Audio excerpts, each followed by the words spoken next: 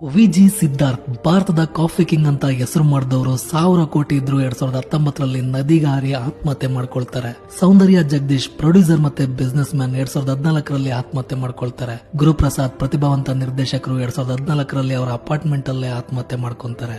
ಈಗ ಸಿಜೆ ರಾಯ್ ಅವರು confident group ಅನ್ನೋ ಬಹುಕೋಟಿ ಸಂಸ್ಥೆಯ ಸಂಸ್ಥಾಪಕ, ರಿಯಲ್ ಎಸ್ಟೇಟ್, ಶಿಕ್ಷಣ, ಸಿನಿಮಾ ಕ್ಷೇತ್ರದಲ್ಲಿ ಹೆಸರು ಮಾಡಿದವರು. ಇವರು ಶೂಟ್ ಮಾಡ್ಕೊಂಡು ಆತ್ಮಹತ್ಯೆ ಮಾಡ್ಕೊಂತಾರೆ. ಇವರೆಲ್ಲ ಎಷ್ಟೋ ಜನಕ್ಕೆ ಇನ್ಸ್ಪಿರೇಷನ್ ಆಗಿದ್ದವರು. ಅವರ ಕಷ್ಟಗಳು ಏನೇ ಆಗಿರ್ಲಿ, ಆದ್ರೆ ಸಾವೇ ಎಲ್ಲದಕ್ಕೂ ಪರಿಹಾರ ಅಲ್ಲ. ಈ ರೀತಿ ಇನ್ನೂ ಸುಮಾರು ಜನ ಇದ್ದಾರೆ. ಇದರಿಂದ ನಾವು ಕಲಿಬೇಕಾಗಿರೋ ಪಾಠ ಏನ್ ಗೊತ್ತಾ?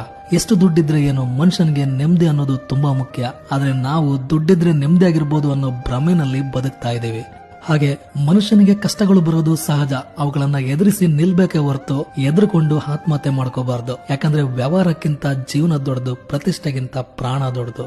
ಯಾವುದೇ ವಿಷಯದಲ್ಲಿ ಸೋಲು ಗೆಲುವು ಕಾಮನ್, ಆದ್ರೆ ಸೋಲ್ತೀವಿ ಅಂತ ಹೋರಾಡೋದನ್ನೇ ಬಿಡೋದು ತಪ್ಪು.